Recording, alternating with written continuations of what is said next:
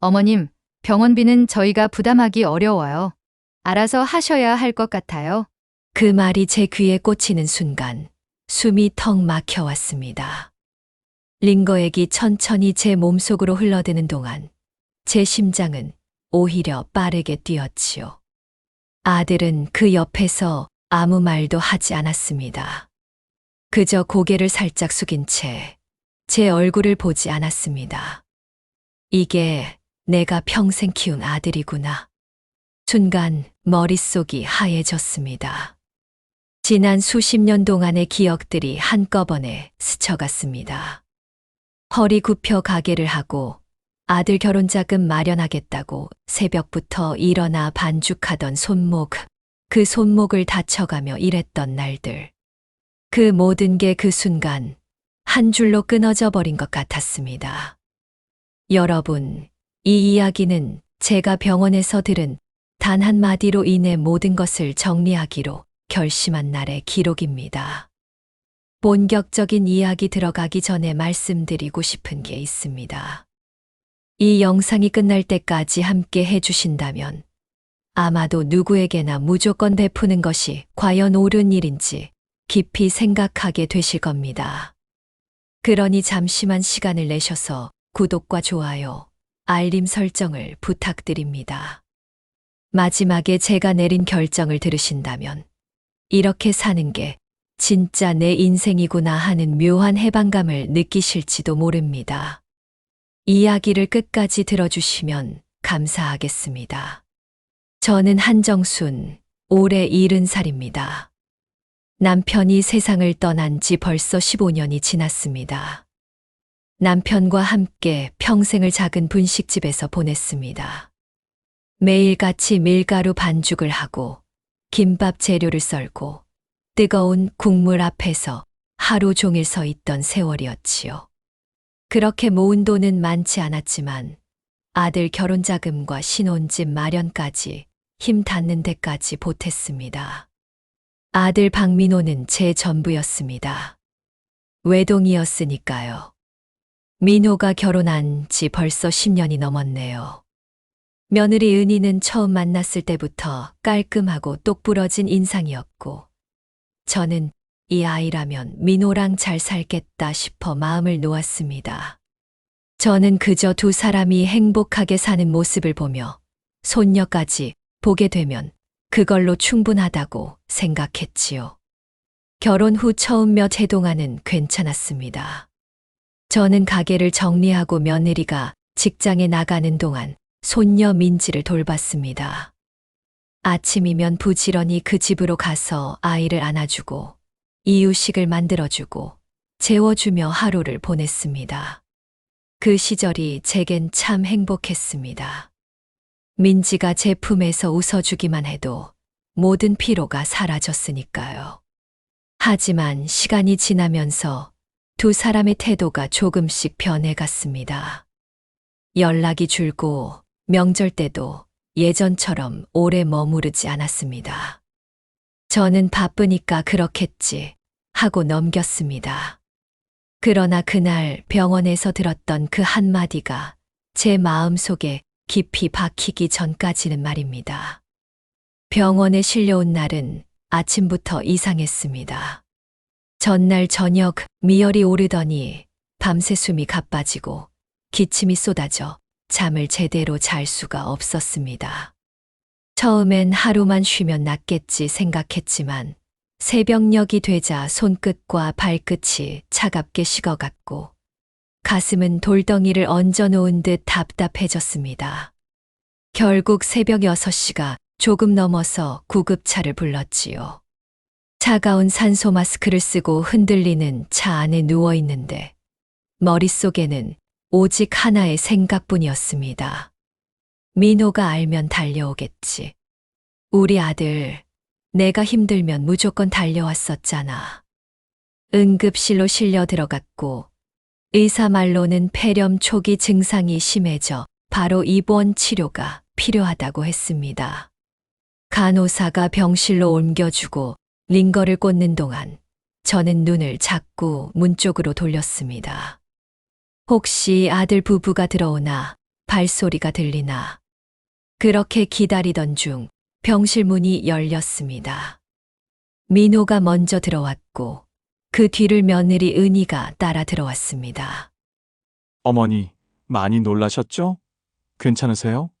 민호가 다가와 제 팔을 살짝 잡았습니다. 목소리에는 걱정이 묻었지만 그 눈빛 속에는 무언가 조심스러운 기색이 있었습니다. 그 뒤로 은희가 들어오는데 표정이 무척 굳어 있었지요. 손에는 작은 과일 바구니 하나가 들려 있었지만 눈은 제 얼굴보다 바닥을 향하고 있었습니다. 그 모습이 어쩐지 불길하게 느껴졌습니다. 괜찮긴 뭐가 괜찮아. 숨이 안 쉬어져서 죽는 줄 알았어. 저는 힘겹게 말하며 웃어보려 했지만 속으로는 그래도 이렇게 와줘서 고맙다는 생각을 했습니다. 민호가 의자를 끌어와 제 옆에 앉더니 짧게 안부를 후 바로 이런 말을 꺼냈습니다. 어머니, 치료비는 어떻게 하실 거예요? 그 한마디에 제 마음이 순간 멈췄습니다. 치료비, 니들이 해주는 거 아니야? 제가 되물었을 때 민호는 잠시 제 눈을 피했습니다. 그리고 그 틈을 타듯 은희가 조용하지만 확실하게 말했습니다. 어머님, 저희가 부담하기는 어려울 것 같아요. 요즘 상황이 너무 빠듯해서요. 알아서 하셔야 할 것 같아요. 그 말이 병실 안 공기를 갈라놓았습니다. 순간 제 귀에선 쾅 하는 소리가 울린 듯 했습니다.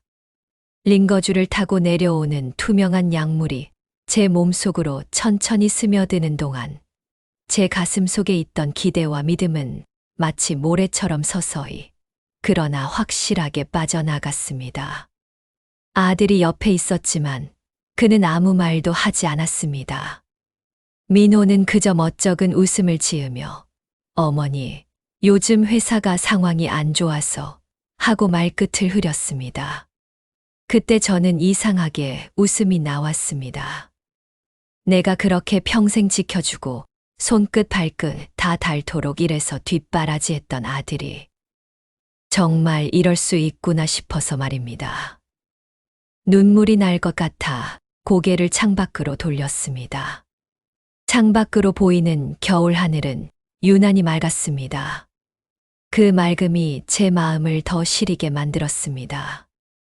머릿속에서는 지난 세월이 필름처럼 흘러갔습니다. 남편과 함께 하루 종일 분식집에서 김밥을 말고 떡볶이를 팔며 비 오는 날에도 가게 문을 닫지 않았던 시간들. 그 돈으로 민호 대학 등록금을 내고 결혼할 때는 신혼집 전세금까지 보태주었습니다. 며느리가 직장 다닐 때는 손녀를 매일같이 돌봤고 병원 한 번 가는 것도 챙겨줬습니다.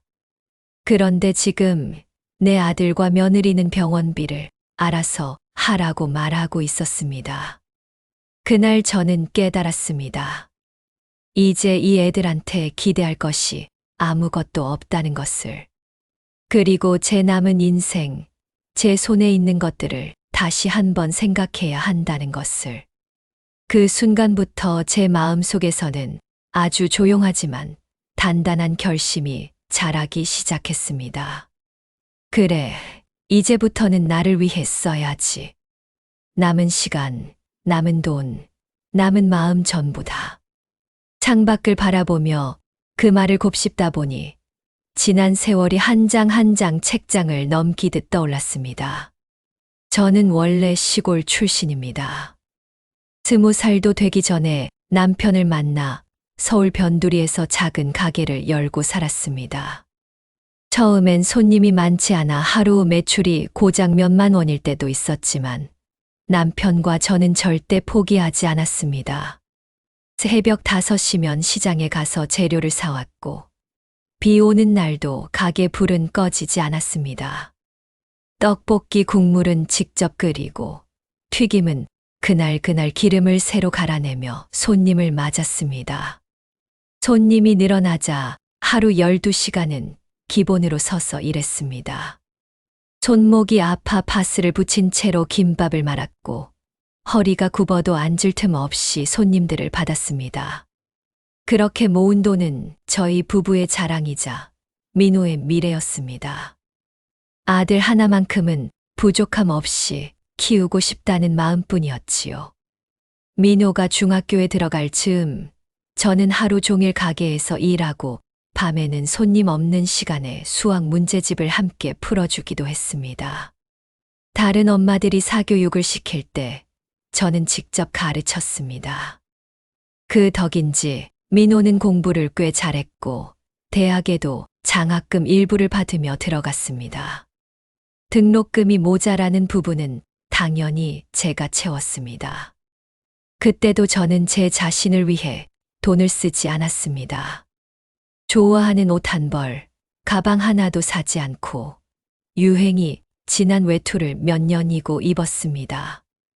가게를 정리하고 돌아오는 길에 진열장 속 예쁜 신발이 눈에 들어와도 발길을 멈추지 않았습니다. 이 돈이면 민호 책을 하나 더 사줄 수 있겠다는 생각뿐이었으니까요. 민호가 대학을 졸업하고 직장에 들어가자 저는 한숨 돌렸습니다. 이제 고생 끝인가 싶었지만 결혼을 준비하면서 다시 지갑이 열리기 시작했습니다. 전세 자금 절반은 제가 마련했고 결혼식 비용도 일부 부담했습니다. 그때 만난 며느리 은희는 처음엔 참 반듯하고 예의 바른 아이였습니다. 저를 어머님이라고 부르며 깍듯하게 인사했고 명절 때마다 예쁜 손편지와 작은 선물을 건넸습니다.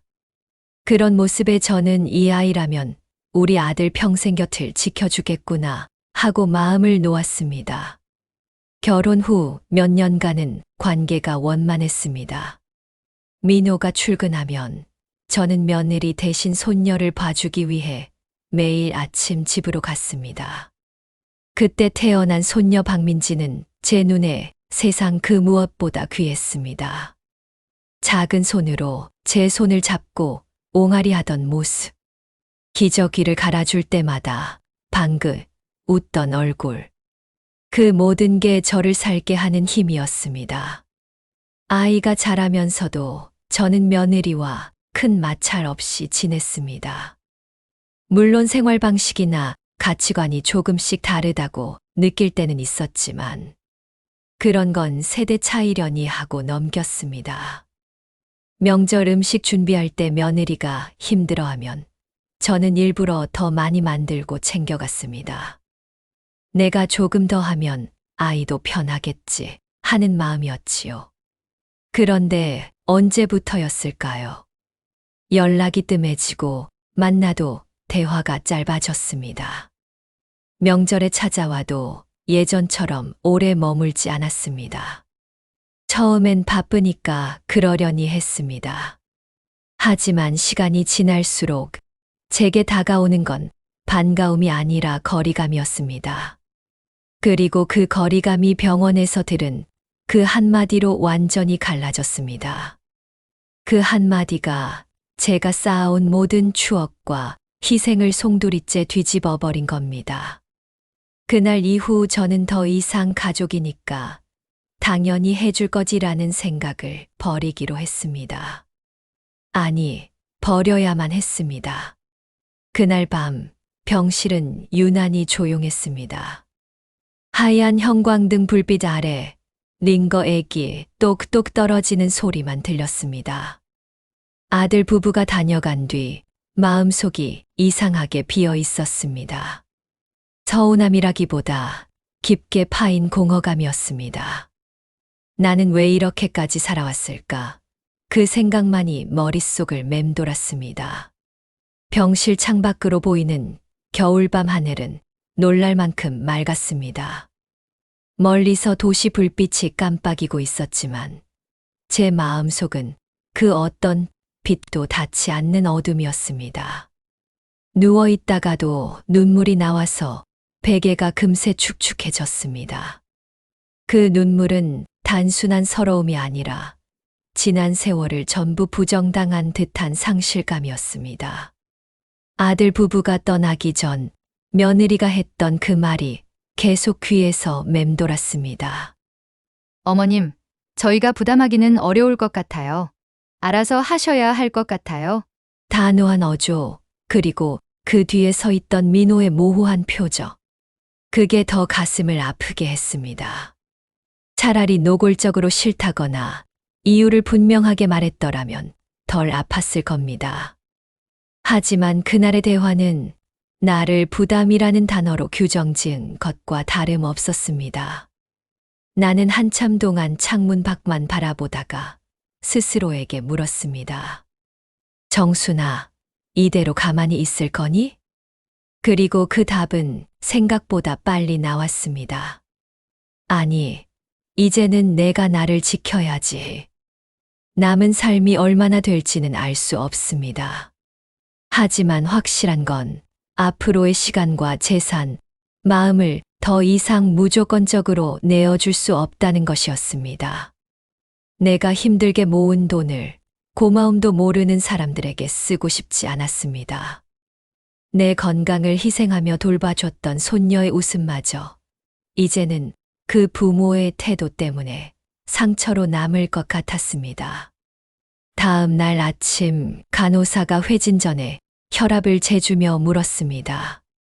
어르신 어디 불편한 데 없으세요? 저는 웃으며 대답했습니다. 몸은 괜찮아요. 마음이 좀 아플 뿐이지. 간호사는 무슨 뜻인지 알 수 없다는 듯 고개를 끄덕이며 나갔습니다.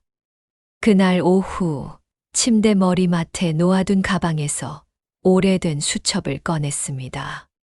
거기에는 은행 계좌번호, 부동산 등기 사본, 예금 만기일 같은 정보들이 적혀 있었습니다. 손으로 그 목록을 하나씩 짚어가며 생각했습니다. 이걸 정리하면 앞으로 내 인생이 달라지겠구나. 이번 치료가 끝나면 가장 먼저 해야 할 일은 변호사를 찾아가는 거라고 마음속으로 정했습니다. 재산을 안전하게 지키고 불필요한 사람들에게 흘러가지 않게 만드는 방법을 알아봐야 했습니다. 그 생각을 하니 어제보다 조금은 숨이 편해졌습니다. 내가 결심하면 그 누구도 막을 수 없다는 확신이 생겼습니다. 그날 밤 저는 오래간만에 깊게 잠들었습니다. 꿈속에서는 남편이 제 옆에서 미소 지으며 말했습니다. 잘했어, 정순아. 이제 내 인생 좀 살아. 그 한마디에 아침에 눈을 뜨자마자 마음이 한결 가벼워져 있었습니다. 퇴원 수속을 밟던 날 병원 문을 나서면서 저는 마음속으로 단단히 다짐했습니다. 다시는 이 애들에게 내 인생을 맡기지 않겠다고. 몸은 아직 완전히 회복되지 않았지만 마음만큼은 오히려 그 어느 때보다 또렷했습니다. 집에 돌아와 이틀 정도는 조용히 몸을 쉬었습니다. 하지만 그동안 머릿속은 쉴 틈이 없었습니다. 내가 가진 재산 목록을 하나씩 떠올리고 그것들이 어디에 어떻게 묶여 있는지 정리했습니다. 오래전 남편과 함께 장만한 이 아파트, 예금 몇 개, 적금 통장, 그리고 소규모 상가 건물에서 나오는 임대료까지. 비록 대단한 부자는 아니지만 나 혼자 살고 남은 시간을 보내기엔 충분한 자산이었습니다. 문제는 이걸 어떻게 안전하게 지키느냐였습니다. 민호와 은희가 눈치를 채기 전에 모든 것을 제 통제 아래에 두어야 했습니다. 그 생각이 머릿속을 지배하자 저도 모르게 행동이 빨라졌습니다. 첫 번째로 간 곳은 은행이었습니다. 오전 9시 문이 열리자마자 들어갔습니다. 직원에게 조용히 창구를 부탁하며 속삭였습니다. 제가 좀 중요한 일을 상담하려고 하는데 가능한 한 조용히 해주시면 좋겠습니다. 직원은 의아한 표정을 지었지만 이내 상담석으로 저를 안내했습니다. 예금 통장을 정리하고 일부는 제 명의의 비과세 적금으로 옮겼습니다. 또 현금 일부는 집에 두지 않고 금고 대여 서비스를 신청했습니다. 그 순간 이상하게도 마음이 한결 가벼워졌습니다. 마치 오래 묶여 있던 사슬 하나를 풀어낸 기분이었습니다. 은행 일을 마친 뒤 바로 법무사 사무실로 향했습니다. 사무실 문을 열자 차분한 목소리의 법무사가 저를 맞았습니다. 어머님, 어떤 일로 오셨나요? 저는 잠시 숨을 고른 뒤 말했습니다. 제 재산을 제 뜻대로만 쓸 수 있게 하고 싶어요. 혹시 누가 달라고 해도 절대 넘어가지 않게요. 법무사는 고개를 끄덕이며 여러 가지 방법을 설명해 주었습니다. 증여, 신탁, 유언장 작성. 그 중에서 저는 유언공증과 재산 분산 관리를 선택했습니다.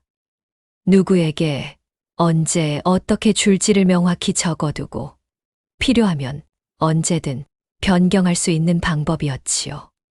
서류에 서명을 하면서도 손이 떨리진 않았습니다. 오히려 펜을 잡은 손끝이 단단해졌습니다. 그래, 이게 진짜 나를 위한 일이지. 남은 인생을 스스로 지켜낼 수 있다는 확신이 그동안 느끼지 못했던 힘을 주었습니다. 물론 이런 움직임이 들키면 곤란합니다. 민호나 은희가 알게 되면 분명히 이유를 물을 테니까요. 그래서 일부러 법무사 사무실은 집에서 먼 곳으로, 은행도 평소에 전혀 가지 않던 지점을 이용했습니다. 그리고 귀가할 때는 장을 본 봉투를 들고 돌아왔습니다. 혹시나 집 앞에서 마주칠지도 모르는 며느리를 의식한 것이지요. 그날 저녁 민호에게서 전화가 왔습니다. 어머니, 오늘은 좀 괜찮으셨어요? 응, 많이 나아졌다. 너희는 잘 지내고? 아무렇지 않게 대답했지만 속으로는 웃음이 나왔습니다. 내가 오늘 하루 동안 무슨 일을 했는지 이 애들은 꿈에도 모를 테니까요. 전화를 끊고 나서 창밖을 바라봤습니다. 저녁 노래 물든 하늘이 참 예뻤습니다. 마치 제 마음을 축하해 주는 것 같았습니다. 그래, 정순아. 이제 시작이야. 그 순간 가슴 깊은 곳에서 오랜만에 벅찬 기운이 올라왔습니다. 재산 정리 계획을 시작한 지 보름쯤 되었을 때였습니다. 그날은 주말이었고 오랜만에 민호가 전화를 걸어왔습니다. 어머니, 이번 주말에 시간 괜찮으세요? 저희가 점심이라도 같이 하려고요. 목소리는 부드러웠지만 이상하게도 그 속에 억지로 깔아놓은 친절함이 묻어났습니다. 저는 잠시 망설이다가 그래, 뭐 오면 밥은 해줄게 하고 대답했습니다. 토요일 정오쯤 민호와 은희가 들어왔습니다. 손에는 과일 바구니와 제법 괜찮아 보이는 홍삼 세트가 들려 있었지요. 이런 걸 사오는 경우가 드물었기에 저는 속으로 이제 무슨 소리를 하려고 그러나 하는 예감이 들었습니다.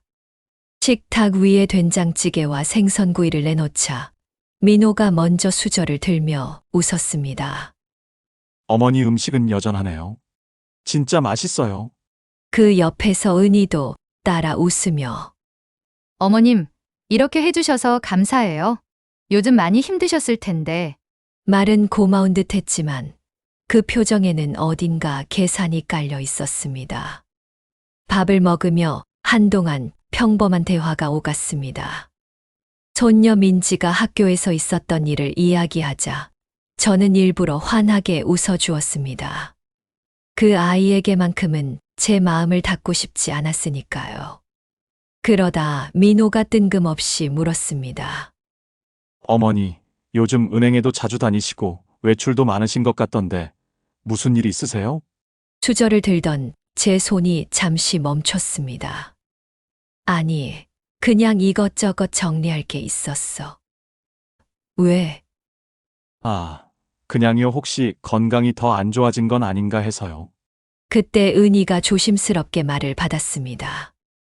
어머님, 저희가 요즘 집 대출이랑 여러모로 힘든 상황이라 혹시라도 어머님이 무슨 계획이 있으시면 저희랑 먼저 상의해 주시면 좋겠어요. 저는 그 말을 듣는 순간 속으로 씁쓸하게 웃었습니다. 결국 이 대화를 하려고 이렇게 친절을 가장하고 온 것이 분명했습니다. 예전 같았으면 그래, 너희 사정이 그렇구나 하며 마음을 열었을 겁니다. 하지만 이제는 아니었습니다. 민호야, 너희 사정은 너희가 알아서 해. 나는 이제 내 일만 할 거야. 제 목소리는 담담했지만 그 안에는 단단한 벽이 있었습니다.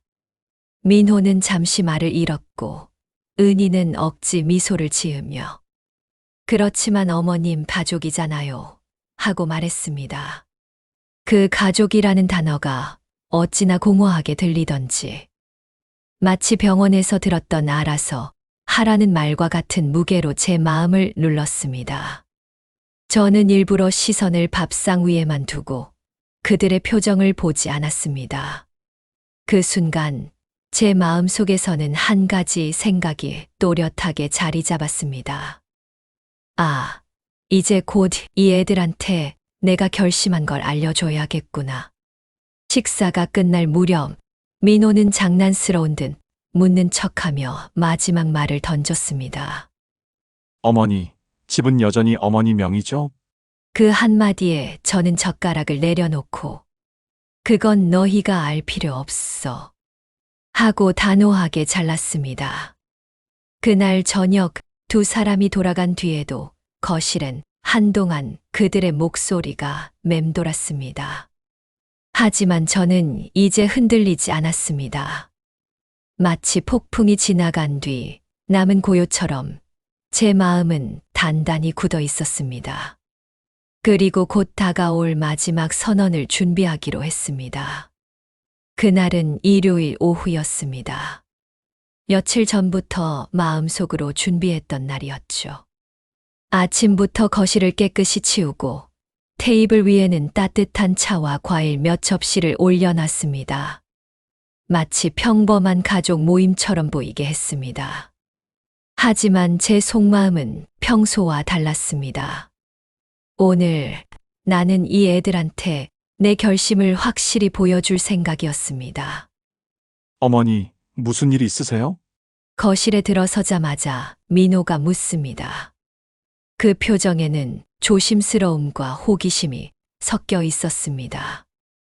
은희는 억지로 미소를 지으며 제 맞은편에 앉았습니다. 손녀 민지는 제 옆에 앉아 과일을 집어먹고 있었습니다. 그 아이의 해맑은 표정이 잠시 마음을 흔들었지만 곧 마음을 다잡았습니다.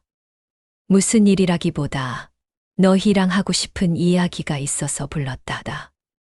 제가 차를 권하자 은희가 조심스레 받으며 물었습니다. 어머님, 혹시 건강이 더 안 좋아지신 건 아니죠? 건강은 괜찮아. 오히려 예전보다 더 마음이 편해졌어. 잠시 숨을 고른 뒤 저는 그동안 준비했던 말을 꺼냈습니다. 민호야, 은희야. 오늘은 내가 내 인생에 대해 이야기하려고 해. 민호가 의아한 표정으로 물었습니다. 어머니, 무슨 말씀을 그렇게 심각하게? 저는 그 말을 끊고 천천히 그러나 또렷하게 말했습니다. 앞으로 내 재산과 시간은 전부 나를 위해 쓸 거야. 너희한테 줄 생각 없어. 순간 거실 공기가 멈춘 듯 조용해졌습니다. 민호는 깜짝 놀란 듯 저를 바라봤고 은희는 얼굴이 굳어졌습니다. 어머니, 갑자기 그게 무슨 말씀이세요? 가족끼리 이런 얘기를. 가족이라면 내가 병원에 입원했을 때 그딴 말은 안 하지. 내가 그날 들은 말 절대 잊지 않을 거야. 은희가 다급히 변명했습니다. 어머님, 그건 상황이 그때 저희도 너무 힘들어서. 힘들다. 나도 평생 힘들었어. 그래도 너희한테는 다 줬어. 집도, 돈도, 시간도, 건강도. 근데 돌아온 게 뭐였는지 알아? 알아서 하라는 말이었어. 민호가 당황한 듯 목소리를 높였습니다. 어머니, 그건 저도 말렸어야 했는데. 말렸어야 했는데 말리긴커녕 내 입으로도 나한테 병원비 얘기했잖아. 그때 알았다. 너희는 내 힘들었던 세월을 기억하지 않는구나. 잠시 정적이 흘렀습니다. 저는 깊게 숨을 들이마시고 마지막 말을 던졌습니다. 그래서 오늘부터 내 남은 것들은 나를 위해 쓸 거야. 여행도 다니고 내가 하고 싶은 거 하면서 살 거야. 너희한테 줄 생각은 추호도 없어. 은희는 더 이상 말을 잇지 못했고 민호는 눈을 내리깔았습니다. 그들의 표정은 당혹과 분노, 그리고 이해할 수 없다는 감정이 뒤섞여 있었습니다. 하지만 저는 전혀 흔들리지 않았습니다. 오히려 제 마음속에서 묵직한 짐 하나가 내려가는 느낌이었습니다. 손녀 민지가 제 옆에서 제 손을 꼭 잡았습니다. 할머니, 어디 가지 마. 그 말에 저는 아이를 안으며 속으로 다짐했습니다. 그래, 너한텐 웃는 할머니로 남아줄게. 하지만 너희 부모한테는 이제 그만. 아들 부부를 집에서 돌려보낸 그날 이후 제 생활은 조금씩 변해갔습니다. 처음에는 어색했습니다. 그동안 제 일상은 아들 내외와 손녀를 중심으로 돌아갔으니까요. 하지만 시간이 지나자 그 빈자리를 다른 것들이 채워주기 시작했습니다. 퇴원하고 나서 바로 오래전부터 눈여겨봤던 작은 아파트로 이사를 했습니다. 지금 살던 집보다 훨씬 작지만 저한텐 더 아늑하고 편안했습니다. 햇볕이 잘 들어와서 아침마다 창문을 열면 부드러운 바람이 거실을 가득 메웠습니다. 벽에는 제가 직접 고른 액자를 걸고 작은 책장에는 오래 묵혀두었던 소설책들을 꺼내 꽂았습니다. 이사하고 가장 먼저 한 일은 여행 계획을 세우는 거였습니다. 그동안 나중에라는 이유로 미뤄뒀던 일들이 한꺼번에 하고 싶어졌습니다. 국내 바다 여행부터 시작해서 봄이 되면 꽃길을 따라 걷는 여행까지. 마치 다시 젊어진 것처럼 설레었습니다. 손녀 민지와의 관계는 여전히 이어갔습니다. 아이를 만날 땐 최대한 밝고 따뜻하게 대해 주었습니다. 할머니, 집이 바뀌었네. 여기 좋아. 그치. 이제 여기가 할머니 집이야. 너도 자주 놀러와. 민지는 제 집안을 이리저리 구경하며 즐거워했습니다. 그 웃음을 보며 저는 확신했습니다. 이 아이에게는 내가 해줄 수 있는 마음을 끝까지 지켜줘야겠다. 하지만 아들 부부와의 연락은 점점 줄어들었습니다. 가끔 민지가 오고 싶어 할 때만 연락이 오고 평소엔 안부 전화 한 통 없었습니다. 예전 같았으면 서운했을 텐데 이제는 그렇지 않았습니다. 저는 더 이상 그들의 관심과 인정에 목마르지 않았으니까요. 이제 저는 제 인생의 주인이 되었으니까요. 어느 날 작은 공방에서 도자기 만들기를 시작했습니다. 손으로 흙을 빚는 동안 마음속의 잡생각이 사라지고 오직 그 순간에만 집중할 수 있었습니다. 완성된 접시와 컵을 보며 내 손으로 만든 거다 하는 성취감이 밀려왔습니다. 그런 사소한 기쁨들이 모여 하루하루가 단단해졌습니다. 밤이 되면 거실 소파에 앉아 차를 마시며 창밖 불빛을 바라봤습니다. 저 멀리 번쩍이는 도시의 불빛이 더 이상 멀게 느껴지지 않았습니다. 과거의 상처와 서운함이 조금씩 옅어지고 대신 내가 나를 지킨다는 자부심이 자리했습니다. 이제 저는 압니다. 가족이라도 아니 가족이기에 더더욱 나를 지킬 줄 알아야 한다는 것을. 무조건적인 희생은 결코 당연한 게 아니고 고마움 없는 베풀문 결국 나를 소모시킨다는 것을. 그리고 저는 그 대가를 병원 침대 위에서 뼈저리게 느꼈습니다. 그래서 이제는 제 시간과 제 마음, 제 재산을 오롯이 저를 위해 쓰기로 했습니다. 여러분, 제 이야기를 끝까지 들어주셔서 감사합니다. 혹시 이 이야기가 누군가에게는 너무 차갑게 들릴 수도 있겠지요. 하지만 제게 이 결심은 늦게나마 찾은 자유이자 해방이었습니다. 저는 이제 비로소 제 인생의 주인으로 살아가고 있습니다. 앞으로도 제 경험과 삶에서 얻은 이야기를 여러분과 나누고 싶습니다. 이 영상을 끝까지 보셨다면 아마도 당연하다고 여겼던 것들을 다시 생각하게 되실 거라 믿습니다. 그러니 잠시만 시간을 내셔서 구독과 좋아요, 알림 설정을 부탁드립니다. 다음 이야기에서도 여러분 마음의 작은 울림과 결심이 남길 바라며 지금까지 제 이야기 들어주셔서 감사합니다.